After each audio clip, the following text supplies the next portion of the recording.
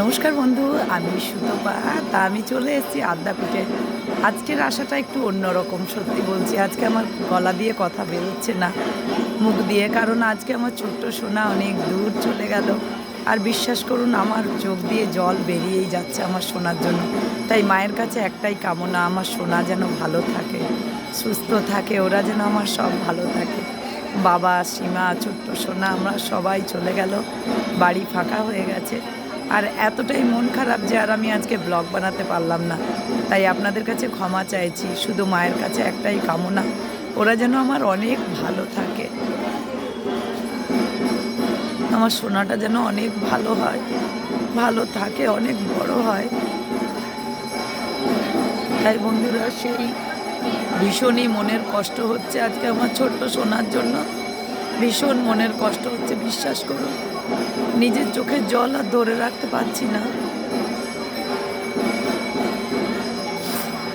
আজ 5টা-6টা দিন কোন দিক থেকে কেটে গেল। ওরা যেন আমার অনেক ভালো থাকে, মাকে আমি একটাই কথা বলি। আর আমার সমস্ত বন্ধুরাও যেন ভালো থাকে। তাই আজ আর কথা বলতে পারছি না আমার বন্ধুদের জন্য। শুধু এই ব্লগটুকু বানালাম আর মনটা পাল্টাবার জন্য এলাম আজকে আদ্যাপীঠে।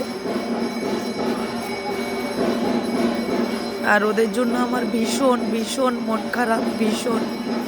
আমার সোনাটার জন্য আমার ভীষণ মন খারাপ। তাই আপনারা সবাই ভালো থাকবেন, সুস্থ থাকবেন।